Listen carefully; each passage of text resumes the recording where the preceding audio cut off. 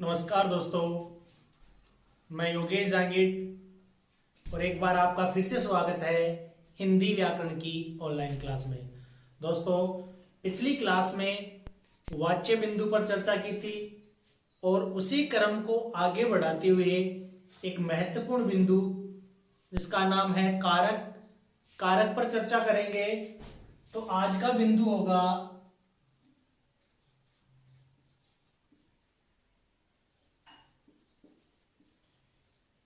कारक।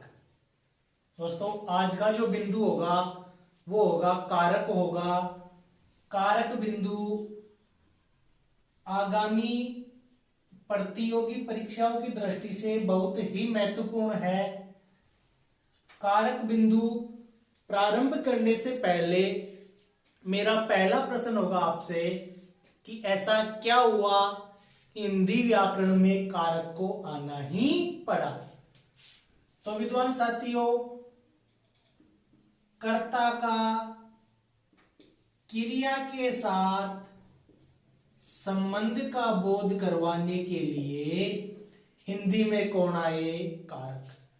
यानी कर्ता का क्रिया के साथ संबंध का बोध करवाने के लिए हिंदी में कौन आए? कारक। ये कारक शब्द संस्कृत की क्री धातु से बना है जिसका शाब्दिक अर्थ होता है करना। कारक शब्द संस्कृत की क्री धातु से बना है जिसका शाब्दिक अर्थ होता है करना। कारक हिंदी में क्यों आए? तो कर्ता का क्रिया के साथ संबंध का बोध करवाने के लिए हिंदी में कौन आए? कारक आए। विद्वान साथियों, कारक की जो परिभाषा होती है, कारक की परिभाषा कहती है कि जिन शब्दों के द्वारा कर्ता का और क्रिया के साथ जो प्रत्यक्ष या मैं कहूं अप्रत्यक्ष रूप से संबंध का बोध होता है या जो शब्द संबंध का बोध करवाते हैं उन्हें कारक कहते हैं। या दूसरे शब्दों में परिभाषा देखें तो क्रिया को करने वाला ही क्या कहलाता है? कारक। क्रिया को करने वाला ही क्या कहलाता है? कारक कहलाता है। कारक संस्कृत की क्री धातु से बना। कर्ता का क्रिया के साथ संबंध का बोध करवाने के लिए हिंदी में कारक आए। परिभाषा, कर्ता का क्रिया के साथ प्रत्यक्ष या अप्रत्यक्ष रूप से संबंध का बोध करवाने वाले शब्दों को कारक कहते हैं। विद्वान साथियों, हिंदी भाषा में कारकों की संख्या होती है कितने? 8।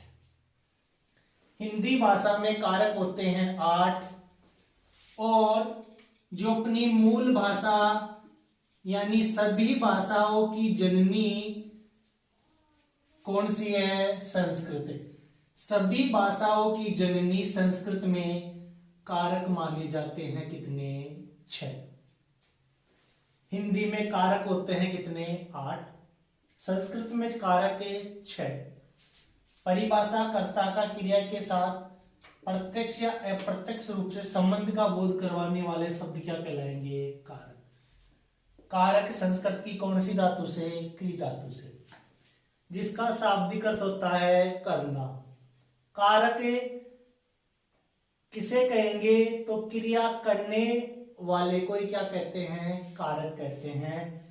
हिंदी में कारक होते हैं कितने? 8। और संस्कृत भाषा मानती है कितने? 6। आगे बढ़े, आगे चर्चा करें तो विद्वान साथियों, कर्ता का और क्रिया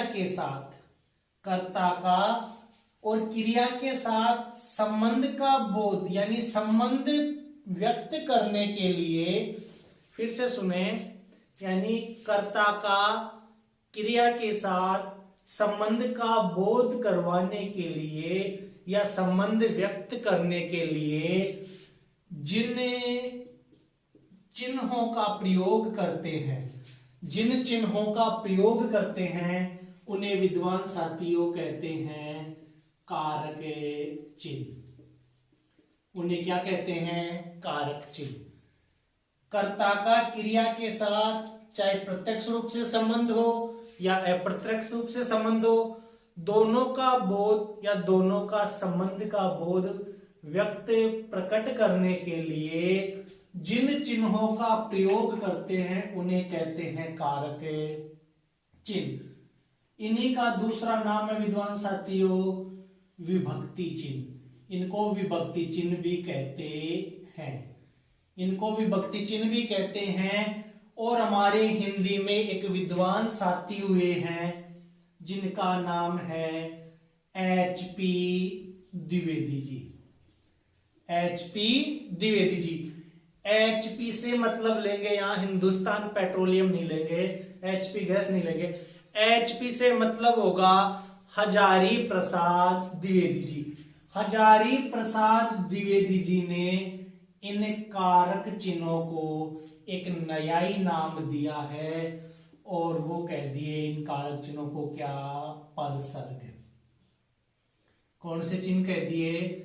परसर्ग चिन्ह कह दिए। और ये परसर्ग चिन्ह कहने वाले विद्वान कौन हुए? HP द्विवेदी जी। यानी HP द्विवेदी जी ने कारक चिन्हों को क्या कह दिया? प्रसर्ग चिन्ह। प्रसर्ग चिन्ह का ये दूसरा नाम कारक चिन्ह। इसी का तीसरा नाम विभक्ति चिन्ह। कई बार प्रश्न आ जाता है कि संस्कृत भाषा में कारक चिन्हों को क्या कहा जाता है? तो संस्कृत भाषा में भी कारक चिन्हों को क्या कहेंगे? प्रसर्ग चिन्ह। क्या कह देंगे? प्रसर्ग चिन्ह। विद्वान साथियों, हिंदी के 8 कारक, प्रत्येक कारक का अपना एक विभक्ति चिन्ह या कारक चिन्ह या प्रसर्ग चिन्ह होता है। कारक की पहचान इन्हीं चिन्हों से होती है। कारक की पहचान इन्हीं चिन्हों से होती है। और कर्ता क्रिया के साथ संबंध के लिए जिन चिन्हों का प्रयोग करते हैं उन्हें ही प्रसर्ग, कारक या विभक्ति चिन्ह कहते हैं। नंबर 1 पर बात करें कि हिंदी में कारक 8 होते हैं, तो 8 कारक देखेंगे अपन।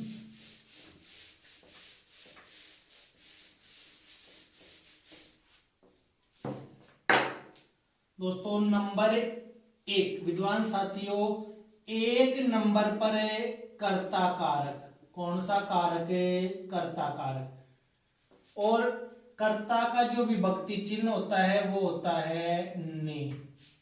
नंबर 2 पर बात करें तो 2 नंबर पे कर्ता, कर्म और विभक्ति क्या होगी? को। इसी के साथ तीसरा देखे करण, और करण की विभक्ति होती है से या के द्वारा। नंबर 4 पर बात करें तो चलता है संप्रदान, और संप्रदान कारक की जो विभक्ति होती है वो होती है के लिए। क्या होती है? के लिए। नंबर 5 पे चलेगा अपादान, और अपादान कारक की जो विभक्ति चिन्ह होती है वो होता है विद्वान साथियों से का प्रयोग होता है यहाँ पे अलग होने के अर्थ में। अलग होने के अर्थ में। नंबर 6 पे बात करेंगे तो ये चलता है अधिकरण कारक। कौन सा कारक है? अधिकरण कारक है। और अधिकरण का जो कारक चिन्ह होता है में या पर।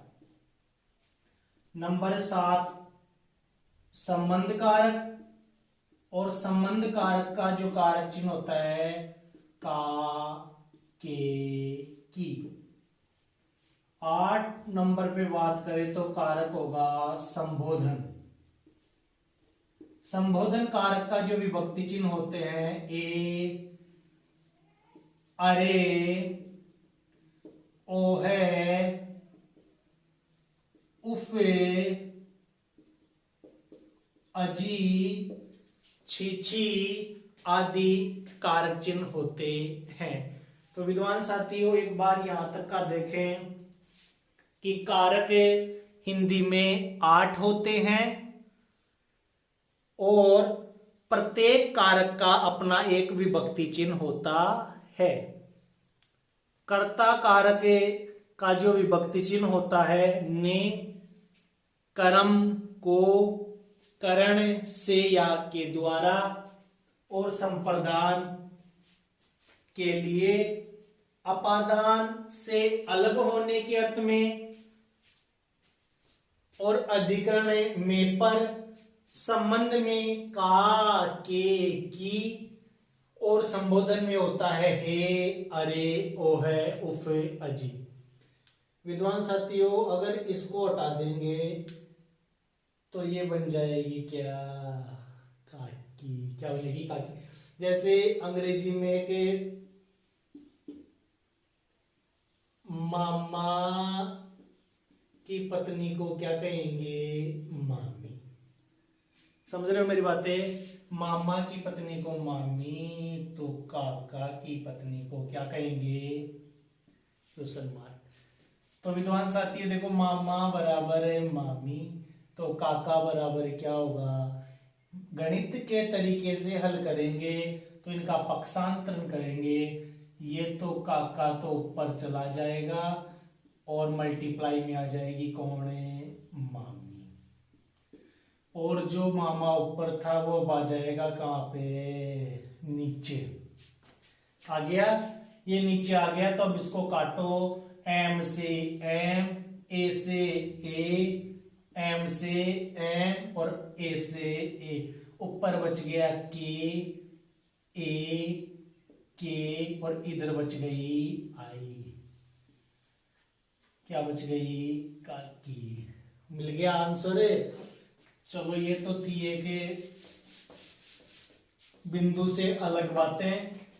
कारक 8 होते हैं। प्रत्येक कारक अपना कारक चिन्ह होता है, इनको विभक्ति चिन्ह भी कहते हैं, और एचपी द्विवेदी जी ने इनको प्रसर्ग चिन्ह भी कहा है। विद्वान साथियों, जब छोटी क्लासों में पढ़ते थे तब बड़ा चाव होता था कारक चिन्ह याद करने का, और घर आते ही या रास्ते में, जैसे छुट्टी से आते रास्ते में याद करते आते, घर पे भी अगर बैग को इधर भगा देते और भगाते ही करते, कर्ता ने कर्म को करण से संप्रदान के लिए नए नए तरीके या नई नई विधियां अपनाते थे, और उनके द्वारा अपन कारक चिन्ह क्या कर लेते थे, याद करते। आज वही कारक फिर से पढ़ने पड़ रहे हैं, तो देखे फिर से। कर्ता कारक की विभक्ति ने, कर्म को करण से या के द्वारा, संप्रदान के लिए, अपादान से अलग होने के अर्थ में, अधिकरण में पर, संबंध में का, के, की, और संबोधन में हे, अरे, ओह, उफ, अजी। नंबर 1 पर कर्ता कारक की चर्चा करेंगे। कर्ता कारक समझने की कोशिश करें विद्वान साथियों। कर्ता कारक और इसका विभक्ति चिन्ह क्या होता है, ने।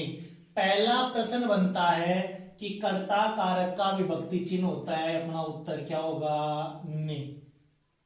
कर्ता कारक यानी दूसरा प्रश्न बनेगा कि कर्ता कारक किसे कहते हैं, यानी परिभाषा देगा और कारक का नाम पूछेगा। तो क्रिया करने वाले को ही क्या कहते हैं, कर्ता कारक, यानी काम करने वाला ही क्या कहलाता है, कर्ता। और ये सब ग्रामीण क्षेत्र में आप देखते होंगे, या कहीं भी कुछ प्रोग्राम होता है किसी के घर में, तो कहते हैं ना भाई तू ही है केस घर का कर्ता करता। तो क्रिया करने वाला यानी काम करने वाला ही कौन होता है, कर्ता। काम करने वाला ही कौन होता है, कर्ता। इसकी विभक्ति चिन्ह होती है ने। विभक्ति चिन्ह क्या होती है, ने। और परिभाषा देखें तो जिन शब्दों के द्वारा क्रिया के या जिन शब्दों के द्वारा क्रिया को करने वाले का बोध होता है, जिन शब्दों के द्वारा कार्य के करने वाले का बोध होगा उसे कर्ता कारक कहते हैं। कर्ता कारक में क्रिया सकर्मक भी हो सकती है, और विद्वान साथियों क्रिया अकर्मक भी हो सकती है। कर्ता कारक में क्रिया सकर्मक भी होती है और अकर्मक भी होती है। ने विभक्ति का प्रयोग होता है, क्रिया करने वाले को कर्ता कहते हैं। प्रश्न आएगा, उदाहरण देखना, जैसे राम पुस्तकें पढ़ता है। राम पुस्तकें पढ़ता है, तो पढ़ने का काम कौन कर रहा है? राम। तो वाक्य में कर्ता तो कौन होगा? राम। पढ़ना क्या होगी? क्रिया। और पुस्तक क्या होगा? कर्म। यानी सकर्मक क्रिया भी हो सकती है और अकर्मक भी। जैसे देखना, घोड़ा दौड़ता है। घोड़ा दौड़ता है, तो दौड़ने का काम कौन कर रहा है? घोड़ा। कर्ता कौन? घोड़ा। और क्रिया क्या होगी? दौड़ना। तो क्रिया सकर्मक भी हो सकती है और अकर्मक भी। लेकिन ने विभक्ति का प्रयोग वाक्य में नहीं हुआ, फिर भी वाक्य कौन से कारक का? कर्ता कारक का। ने विभक्ति का प्रयोग विद्वान साथियों, यहां देखना, ने विभक्ति का प्रयोग भूतकालिक क्रिया वाले वाक्यों में होता है। ने विभक्ति का प्रयोग भूतकालिक क्रिया वाले वाक्यों में होता है। नोट है ये इंपॉर्टेंट, यानी महत्वपूर्ण बिंदु है। महत्वपूर्ण बिंदु है कि ने विभक्ति का प्रयोग कर्ता कारक में, कि क्रिया भूतकाल में होगी, तो ही कर्ता के साथ कौन सी विभक्ति का प्रयोग होगा? ने का। जैसे राम ने खाना खाया। राम ने खाना खाया, तो ने विभक्ति का प्रयोग हुआ, और ने विभक्ति का प्रयोग हुआ तो क्रिया कौन से काल में गई? भूतकाल में। तो ध्यान रखना, ने विभक्ति का प्रयोग कर्ता के साथ तभी होगा जब क्रिया भूतकाल वाले, यानी भूतकालिक क्रिया होगी, तभी कर्ता के साथ ने विभक्ति का प्रयोग होगा। नंबर 2 कारक कर्म कारक।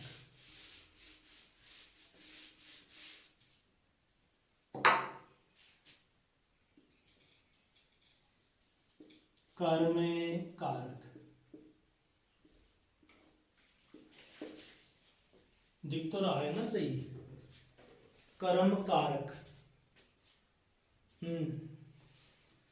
तो देखो, कर्म कारक की परिभाषा, कर्म कारक का सबसे पहले जो कारक चिन्ह होता है क्या होता है? को होता है। क्या होता है? को होता है। और परिभाषा कहती है कि कर्ता जिसको सर्वाधिक चाहता है, कर्ता जिसको सर्वाधिक चाहता है उसे कर्म कारक कहते हैं। कर्ता जिसको सर्वाधिक चाहता है उसे कर्म कारक कहते हैं, और इसका कारक चिन्ह को होता है। नंबर 3 बिंदु देखें, तो क्रिया, कर्म का पता लगाने के लिए क्रिया से पहले क्या लगाते हैं? कर्म का पता लगाने के लिए क्रिया से पहले क्या लगाते हैं? अगर विद्वान साथियों क्रिया से पहले क्या लगाने पर उत्तर की प्राप्ति हो जाए तो वहां कर्म कारक माना जाता है। क्रिया से पहले क्या लगाने पर? क्या लगाने पर है? क्या क्रिया से पहले क्या लगाएंगे? क्या लगाने पर उत्तर की प्राप्ति होगी, वो कारक कौन सा होगा? कर्म कारक। सबसे महत्वपूर्ण बिंदु, कर्म कारक में क्रिया सदैव सकर्मक होती है। कर्म कारक में क्रिया सदैव सकर्मक होती है। उदाहरण से समझने की कोशिश करें, जैसे सोहन पत्र लिखता है। सोहन पत्र लिखता है, सही है? सोहन, ये ले बाबा, सोहन की जगह लिख दो राहुल पत्र लिखता है। राहुल पत्र लिखता है, तो क्रिया से पहले क्या लगाओ कि राहुल क्या लिखता है? पत्र। अगर जो उत्तर मिलेगा वो ही वाक्य का क्या कहलाएगा, कर्म कहलाएगा। वही वाक्य का क्या कहलाएगा, कर्म कहलाएगा विद्वान साथियों। और विभक्ति कौन सी होगी, को विभक्ति होगी। विभक्ति कौन सी आएगी, को विभक्ति। कर्ता जिसे सर्वाधिक चाहेगा वो क्या कहलाएगा, कर्म कारक। और क्रिया सदैव सकर्मक होती है, जैसे राहुल पत्र लिखता है। यहां तक ठीक है। आगे चर्चा करें, एक बार फिर से देखें कि कर्म कारक की जो विभक्ति होती है कौन सी होती है, को।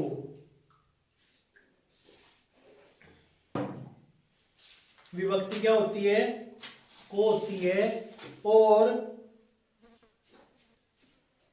को का प्रयोग देखो, इसमें को का प्रयोग कहां होगा, जैसे कर्म की विभक्ति को, क्रिया सदैव सकर्मक होती है। क्रिया सदैव कौन सी होती है, सकर्मक होती है। और कर्ता सर्वाधिक जिसे चाहेगा या जिसे सर्वाधिक चाहता है उसे कर्म कारक कहते हैं। और क्रिया से पहले क्या लगाने पर उत्तर की प्राप्ति होगी, क्या लगाएंगे, क्या लगाने पर उत्तर की प्राप्ति हो जाएगी उसे कह देंगे कर्म कारक। सबसे महत्वपूर्ण बिंदु नोट में, नोट नंबर 1 क्या कहता है कि अगर वाक्य में कर्म संज्ञा सजीव हो, अगर वाक्य में कर्म संज्ञा सजीव हो तो कर्ता के साथ विद्वान साथियों को विभक्ति का क्या होगा, प्रयोग। कर्म संज्ञा सजीव होगी तो कर्म के साथ या कर्ता के साथ कौन सी विभक्ति आएगी, को विभक्ति आएगी। जैसे रश्मि ने कुत्ते को मारा। तो देखो रश्मि ने किसको मारा, कुत्ते को। तो कर्म क्या हो गया, कुत्ता। और कुत्ता सजीव होने के कारण विभक्ति कौन सी आएगी, को विभक्ति। इसी प्रकार देखो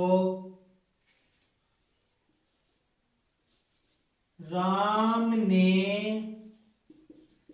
रावण को मारा, राम ने रावण को मारा। तो विभक्ति को का प्रयोग हुआ, लेकिन कर्म संज्ञा क्या होनी चाहिए, सजीव। तभी कर्म के साथ में कौन सी विभक्ति आएगी, को विभक्ति आएगी।